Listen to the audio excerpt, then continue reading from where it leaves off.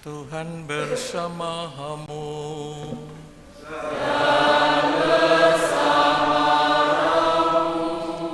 Inilah Injil Yesus Kristus menurut Matius.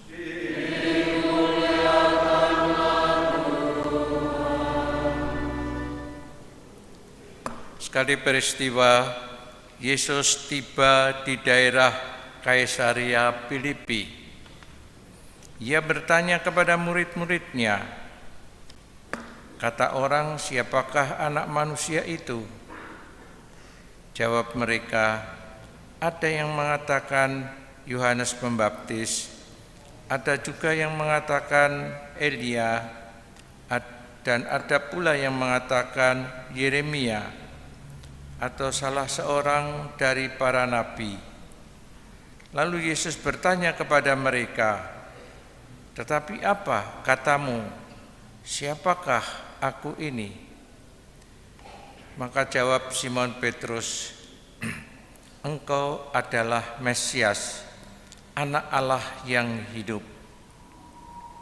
Kata Yesus kepadanya, "Berbahagialah engkau, Simon bin Yunus, sebab bukan manusia yang menyatakan itu kepadamu, melainkan Bapakku yang di surga. Dan aku pun berkata kepadamu, engkaulah Petrus, dan di atas batu karang ini akan kudirikan gerejaku, dan alam maut tidak akan menguasainya. Kepadamu akan kuberikan kunci kerajaan surga. Apa saja yang kau ikat di dunia ini akan terikat di surga, dan apa saja yang kau lepaskan di dunia ini akan terlepas di surga." Lalu Yesus melarang murid-muridnya memberitakan kepada siapapun bahwa Dialah Mesias. Demikianlah sabda Tuhan.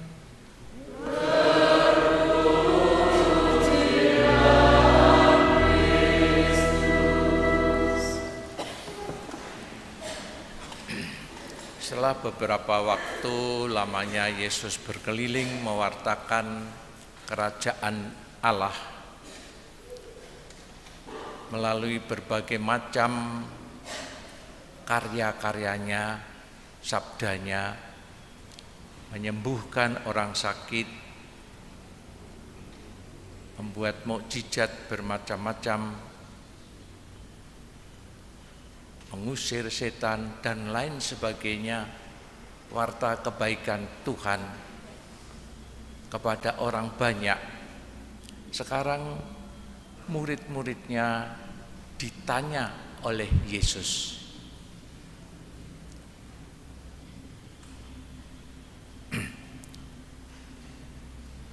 "Menurut kamu, siapakah anak manusia itu?" Yesus bertanya kepada murid-muridnya.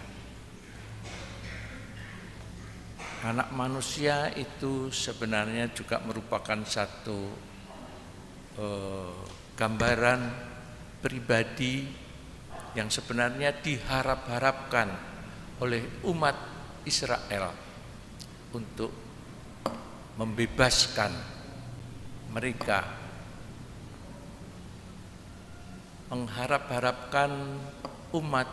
mengharapkan satu pribadi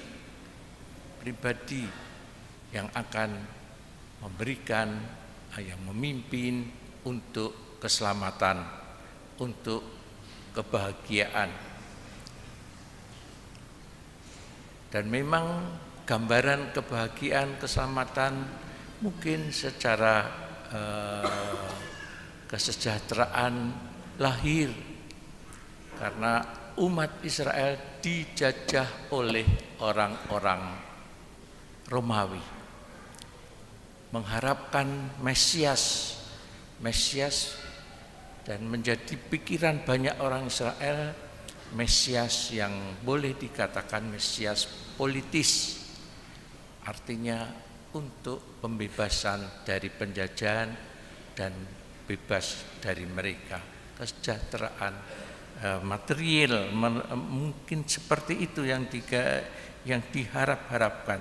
Ada pemikiran seperti itu.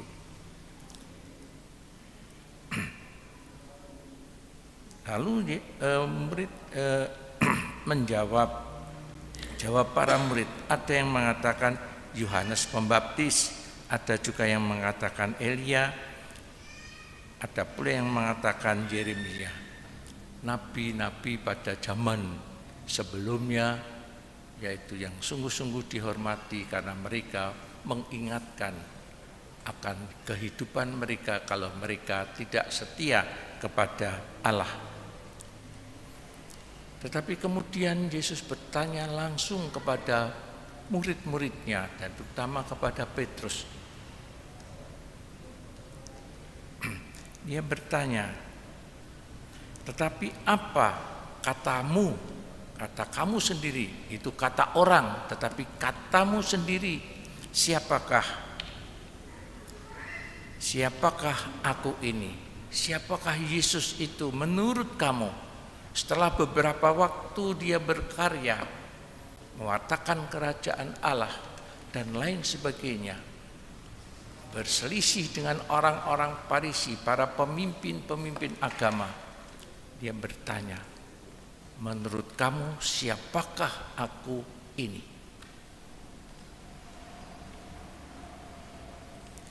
Dan Petrus menjawab, engkau adalah Mesias, Anak Allah yang hidup. Engkau adalah yang diurapi oleh Allah. Engkau yang menjadi penyelamat. Engkaulah penyelamat yang diurapi yang oleh Allah sendiri. Karena itu dikatakan selanjutnya bukan hanya sampai di situ, tetapi anak Allah yang hidup, putra Allah, berarti diutus oleh Allah, hadir di dunia ini, anak Allah yang hidup, penyelamat yang hadir di dunia itu. Itulah pengakuan pribadi Petrus, tapi juga pengakuan murid-murid yang lain. Jadi boleh dikatakan sebagai wakil murid-murid yang lain, engkau adalah Mesias, anak Allah yang hidup. Engkau adalah Kristus, anak Allah yang hidup. Engkaulah Kristus yang diutus datang di dunia ini. Dan memang dibenarkan oleh Yesus.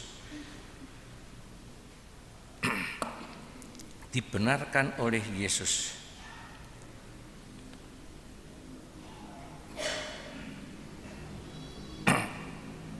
Berbahagialah, begitu kata Yesus selanjutnya, berbahagialah engkau Simon bin Yunus, sebab bukan manusia yang menyatakan itu padamu, melainkan Bapakku di surga. Benar. Berbahagialah engkau atas pernyataannya dan pengakuannya siapa Yesus itu. Engkau adalah Kristus, putra Allah yang benar. Tetapi penangkapannya itu masih harus, penangkapannya seperti apa?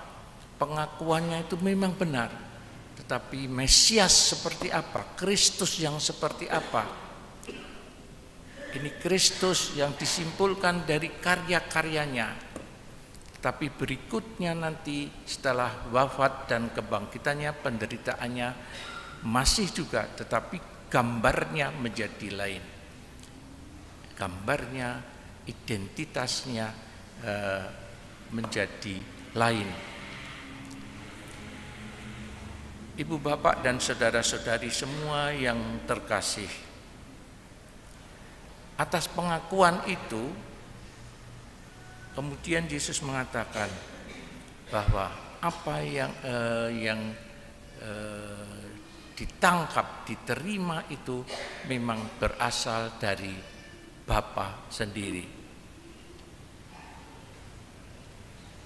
Sebab bukan manusia yang menyatakan itu padamu, melainkan Bapakku di surga. Jadi diberikan terang dari Allah sendiri Petrus itu, sehingga mengakui, menerima Yesus sebagai Mesias, sebagai Kristus. Diterima juga karena bimbingan dan rahmat dari Bapanya. Dan kemudian dilanjutkan, engkaulah Petrus.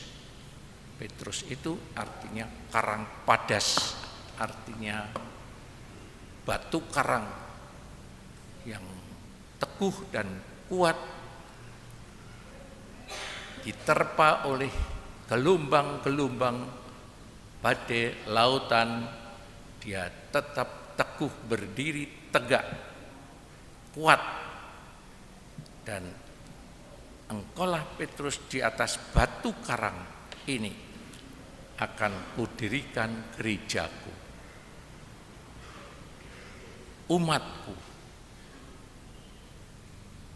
didirikan di atas batu karang yang kokoh, dan alam maut tidak akan menguasainya, dan kerajaan kejahatan tidak akan memasukinya, dan alam maut jadi kekuatan jahat ataupun juga penderitaan karena kejahatan, dosa-dosa tidak akan menguasainya, akan kalah dengan pengakuan akan Yesus sebagai Kristus, sebagai Putra Allah.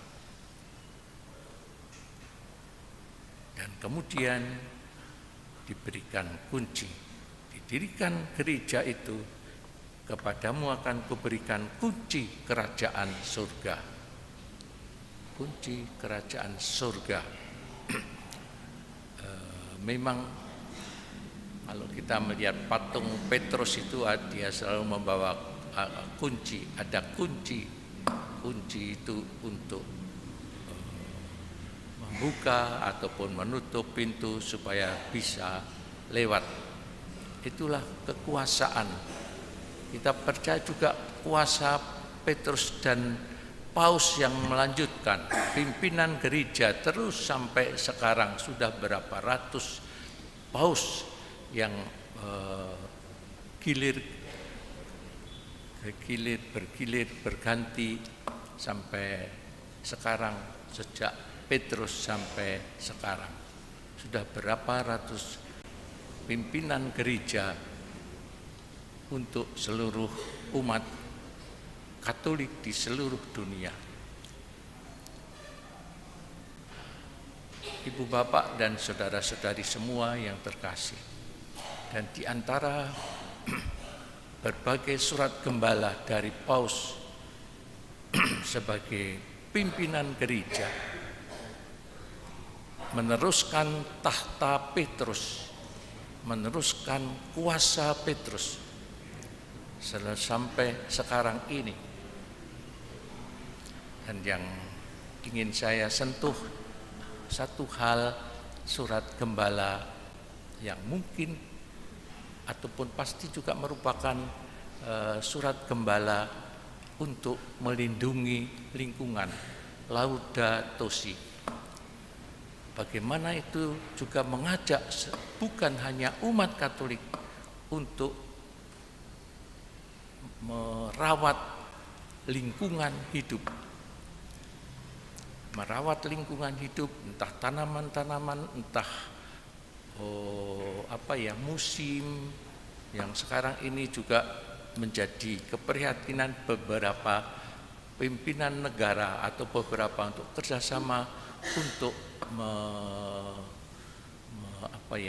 melindungi alam semesta ini, melindungi supaya panas tidak terus naik, sehingga nanti menimbulkan berbagai akibat musim-musim yang sudah tidak lagi seperti dulu, entah yang mau angin ribut, angin besar, ataupun juga gelombang lautan yang tinggi dan sebagainya, ataupun juga berbagai macam lah gitu. Karena itu ibu, bapak, dan saudara-saudari semua, kita bersama-sama juga, kalau kita mengakui seperti Petrus, menurut Anda semua, menurut kita semua, Yesus itu siapa bagiku? Yesus itu siapa bagiku? Apa artinya bagiku? Siapakah dia bagiku? Seperti Petrus, bukan hanya pengakuan, tetapi kalau pengakuan tentu saja kita juga ingin melaksanakan apa yang menjadi perintah-perintahnya dalam hidup kita. Apakah kita sampai ke sana? Mari kita renungkan sendiri apa Yesus, artinya Yesus bagiku sendiri. Marilah kita hening sejenak merenungkan sabda Tuhan.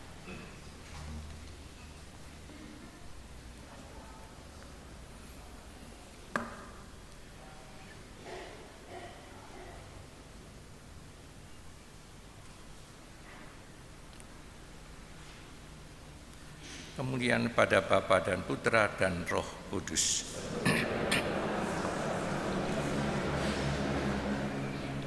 Aku percaya akan Allah,